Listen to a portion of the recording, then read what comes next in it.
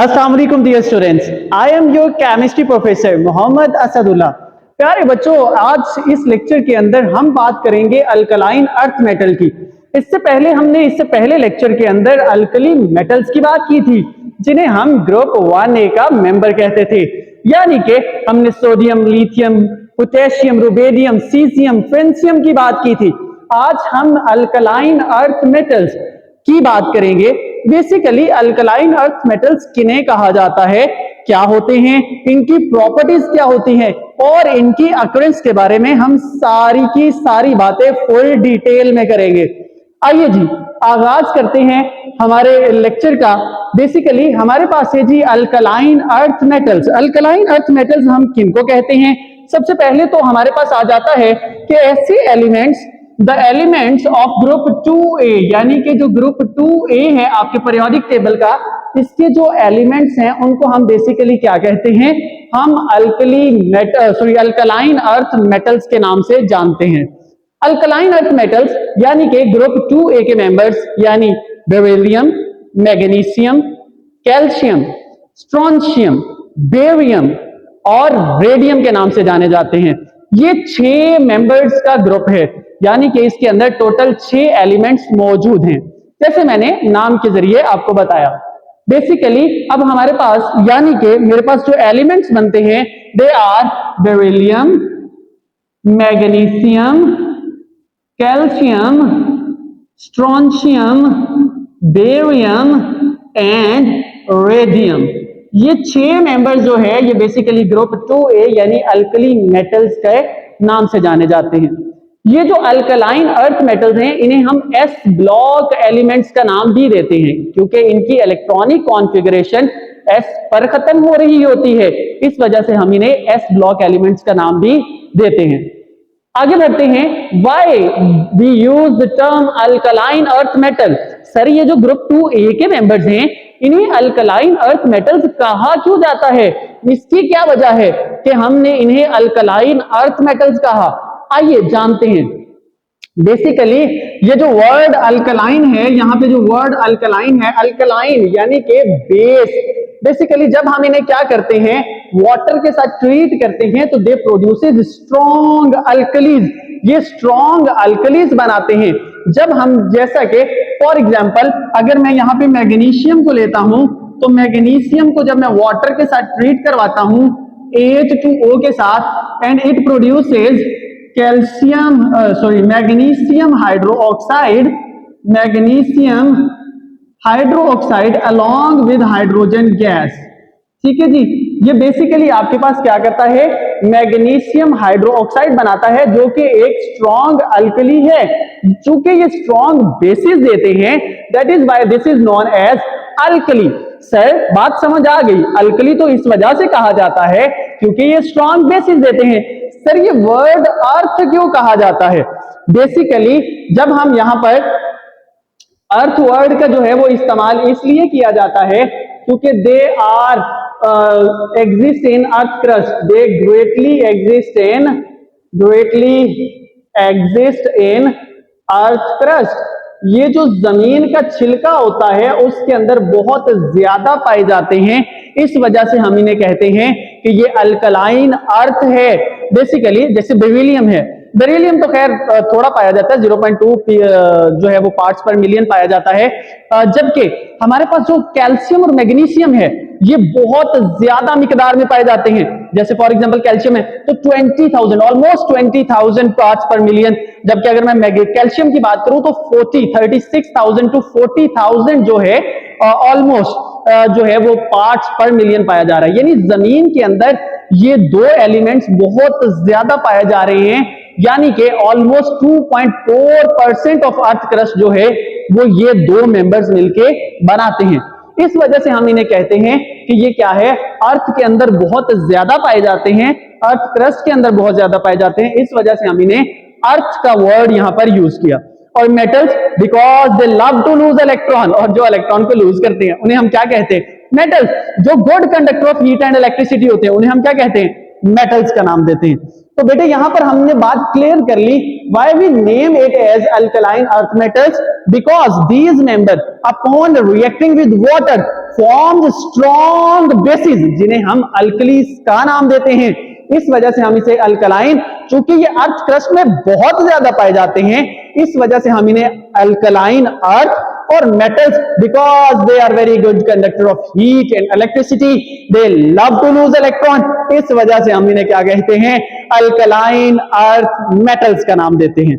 प्यारे बच्चों आगे बढ़ते हैं, जैसे फॉर एग्जांपल हम अगली जो बात करेंगे वो इलेक्ट्रॉनिक कॉन्फ़िगरेशन की बात करेंगे। जैसे मैंने शुरू में ही बताया था आपको कि इस ग्रुप को हम एस ब्लॉक एलिमेंट्स का नाम भी देते हैं। आइए जी देखते हैं, हमारे पास आ जाती है जी इलेक्ट्रॉनिक कॉन्फ़िगरेशन। आपको पता है ना इलेक्ट्रॉनिक कॉन्फ़िगरेशन हम किसकी करते हैं, पता है ना आपको, हम एटॉमिक नंबर की जो है वो इलेक्ट्रॉनिक कॉन्फ़िगरेशन करते हैं। तो आइए देखते हैं, बेसिकली इलेक्ट्रॉनिक कॉन्फ़िगरेशन के अंदर हमारे पास आ जाता है जी alkaline earth metals have 2 electrons in s orbital. Basically इनके जो s ऑर्बिटल है उसके अंदर कितने इलेक्ट्रॉन्स होते हैं, सिर्फ 2 इलेक्ट्रॉन, यानी इनके जो वैलेंस शेल है, वैलेंस शेल की तरफ जाएं तो इनके वैलेंस शेल के अंदर सिर्फ और सिर्फ 2 इलेक्ट्रॉन होते हैं। जैसे मैं मिसाल के तौर पे जैसे यहां पर आ जाएं तो यहां पे मैंने कुछ इलेक्ट्रॉनिक कॉन्फ़िगरेशन लिखी है। जैसे बेरिलियम है तो बेरिलियम का एटॉमिक नंबर होता है 4। बेरिलियम का एटॉमिक नंबर 4 होने की वजह से इसकी जो इलेक्ट्रॉनिक कॉन्फ़िगरेशन बनी that is 1s2 and 2s2। Basically जो आखिरी शेल होता है उसके अंदर जितने भी इलेक्ट्रॉन होते हैं उन्हें हम वैलेंस शेल इलेक्ट्रॉनिक कॉन्फ़िगरेशन का नाम देते हैं। और किसी भी एलिमेंट की जिस सब शेल के ऊपर इलेक्ट्रॉनिक कॉन्फ़िगरेशन खत्म हो रही होती है हम उसे उसी ब्लॉक का नाम भी देते हैं। ये तो आप भी वाकिफ है ना इस बात से। तो चूंकि इसकी इलेक्ट्रॉनिक कॉन्फ़िगरेशन किस पे खत्म हो रही है पुत्र, एस पे खत्म हो रही है, that is why it will be known as S block element. और इसका वैलेंस शेल कौन सा हुआ, सर ये तो पहला है, ये दूसरा है, यानी दूसरे के बाद कोई और शेल नहीं है, तो सर फिर यही वैलेंस शेल होगा। तो बिल्कुल ऐसे ही यहां पर यही आपके पास वैलेंस शेल है जिसके अंदर 2s2 इलेक्ट्रॉन। आगे मैं मैग्नीशियम की तरफ बढ़ूं तो मैग्नीशियम 12 एटॉमिक नंबर है, 1s2, 2s2, 2p6 and 3s2। तो बेसिकली अगर मैं इसको भी देखूं तो इसके वैलेंस शेल में भी जो है वो नियॉन की इलेक्ट्रॉनिक कॉन्फ़िगरेशन के बाद 3s2 आता है, यानी इसकी भी वैलेंस इलेक्ट्रॉनिक कॉन्फ़िगरेशन कितनी है, 3s2, यानी कि इसके s ऑर्बिटल के अंदर 2 इलेक्ट्रॉन है जो कि क्या है, वैलेंस इलेक्ट्रॉनिक शेल है। आइए जी आगे बढ़ते हैं, कैल्शियम ऑर्गन के साथ 4s2, स्ट्रोंशियम क्रिप्टॉन के साथ, यानी जो क्रिप्टॉन की इलेक्ट्रॉनिक कॉन्फ़िगरेशन होगी ना उसके बाद 5s2। अच्छा जी बेरियम के साथ ज़ीनॉन की जो इलेक्ट्रॉनिक कॉन्फ़िगरेशन होगी उसके बाद 6s2। तो यानी कि इन सब के अंदर हमने बात की कि बेसिकली इन सब की जो इलेक्ट्रॉनिक कॉन्फ़िगरेशन है वो s पर खत्म हो रही है, यानी कि s2 पर खत्म हो रही है। इस वजह से आप मुझे बताएं क्या इनकी मैं जनरल इलेक्ट्रॉनिक कॉन्फ़िगरेशन लिख सकता हूं, सर बताएं ना कैसे लिखेंगे। बेसिकली जैसे हमने अल्कली मेटल्स की लिखी थी, हम जो है इसकी एक जनरल इलेक्ट्रॉनिक कॉन्फ़िगरेशन जैसे कि ns2, क्या मैं ऐसे लिख सकता हूं, सर ये n क्या है, आपको तो पता है ना, n is the principal quantum number. n principal quantum number को जाहिर करता है जिसकी वैल्यू कोई भी नॉन जीरो इंटीजर हो सकती है, यानी कि n नंबर ऑफ शेल का बताता है। क्या शेल पहला होगा, क्या शेल दूसरा होगा, क्या शेल तीसरा होगा, यानी कि नंबर ऑफ शेल के बारे में हमें एक्सप्लेन करता है। आइए जी, तो यानी कि अब मैंने ये बात क्लियर होगी आपको कि alkaline earth metals have 2 electrons in s orbital. इनके s ऑर्बिटल के अंदर 2 इलेक्ट्रॉन होते हैं और यही उनका क्या होता है, वैलेंस शेल होता है। वैलेंस शेल यानी आखिरी शेल होता है। अच्छा जी, इसकी जनरल इलेक्ट्रॉनिक कॉन्फ़िगरेशन फिर क्या बनी हमारे पास बनी जी ns2। आगे बढ़ते हैं, आगे मेरे पास आ जाता है, अब ये जो हमारे पास अल्कलाइन अर्थ मेटल्स है ना, दे लूज देयर 2 इलेक्ट्रॉन्स, ये अपने दोनों इलेक्ट्रॉन्स को लूज करते हैं and form di positive ion, यानी कि इनके जो वैलेंस शेल में 2 इलेक्ट्रॉन होंगे। अच्छा मजे की बात देखें ना, ये जो 2 इलेक्ट्रॉन है इनके पास, ये दोनों के दोनों ही लूज कर देंगे और डाई पॉजिटिव आयन में तब्दील हो जाएंगे। जैसे फॉर एग्जांपल, जैसे मिसाल के तौर पे मैं यहाँ पे जैसे मैग्नीशियम है, तो मैग्नीशियम क्या करेगा, अपने 2 इलेक्ट्रॉन को लूज करेगा और किस में कन्वर्ट हो जाएगा, Mg+2 को। और ऐसा ये क्यों करते हैं, ऐसा इसलिए करते हैं ताकि ये स्टेबल हो सके और अपनी इलेक्ट्रॉनिक कॉन्फ़िगरेशन को नियरेस्ट नोबल गैस की तरह बना सके। नियरेस्ट नोबल गैस यानी कि अगर मैं मैग्नीशियम की बात करूं तो इसकी नियरेस्ट नोबल गैस कौन सी है, नियॉन। और इसके बाद यहां पर क्या आ रहा है, 3s2। और अगर ये अपने s के दोनों इलेक्ट्रॉन लूज कर देगा तो पीछे क्या बना, नियॉन ही बना ना। तो इस वजह से ये क्या हो जाएगा, इसकी इलेक्ट्रॉनिक कॉन्फ़िगरेशन नियॉन की तरह की हो जाएगी और ये क्या हो जाएगा, स्टेबल हो जाएगा। इस वजह से ये अपने वैलेंस शेल जो दोनों के दोनों इलेक्ट्रॉन के जो वैलेंस शेल के दोनों इलेक्ट्रॉन हैं वो क्या कर देगा, लूज कर देगा। ये सिर्फ ये मैग्नीशियम ही नहीं करता, ये बेरिलियम भी करता है, ये कैल्शियम भी करता है, ये स्ट्रोंशियम भी करता है, ये बेरियम भी करता है और यही काम रेडियम भी करता है। यानी कि all the alkaline earth metals love to lose their valence shell electron, और ये अपने वैलेंस शेल इलेक्ट्रॉन को लूज करके क्या बनाते हैं, डाई पॉजिटिव। चूंकि एक इलेक्ट्रॉन लूज होगा तो चार्ज क्या आएगा, +1। तो जब 2 इलेक्ट्रॉन लूज होंगे तो चार्ज क्या आएगा, +2। तो आइए जी, जैसे मैंने यहां पे आपको बताया कि यहां पर जो चार्ज बनेगा डाई पॉजिटिव, यानी कि मेटल के ऊपर जो चार्ज आएगा दैट विल बी +2। पता चला ना +2 क्यों आया, क्योंकि अगर एक इलेक्ट्रॉन लूज होता तो +1 आता और 2 होते तो +2। और ये भी पता चला कि ये क्यों लूज हो रहे हैं, ताकि ये अपनी इलेक्ट्रॉनिक कॉन्फ़िगरेशन किसकी तरह की कर ले, नियरेस्ट नोबल गैस की तरह की कर ले और ये क्या हो जाए, स्टेबल हो जाए। आइए जी अगली बात कहते हैं, दे फॉर्म आयोनिक कंपाउंड्स, ये आयोनिक कंपाउंड्स बनाते हैं एंड शोज +2 ऑक्सीडेशन स्टेट। ये जो है ये बेसिकली आयोनिक कंपाउंड्स बनाता है। जितने भी आपके पास जो है वो अल्कलाइन अर्थ मेटल्स हैं ये आयोनिक कंपाउंड। आयोनिक कंपाउंड कब बनता है बेटे, जब कोई भी मेटल रिएक्ट करता है हैलोजेंस के साथ तो आयोनिक कंपाउंड बनता है। वैसे तो अगर मैं बेसिक डेफिनेशन की तरफ जाऊं ना, when highly electropositive element combines with a highly electronegative element they form ionic compound। या the compounds which have ionic bond, जिनके दरमियान आयोनिक बॉन्ड होता है, जिन कंपाउंड्स के दरमियान आयोनिक बॉन्ड होता है वही आपके पास क्या कहलाते हैं, आयोनिक कंपाउंड्स कहलाते हैं।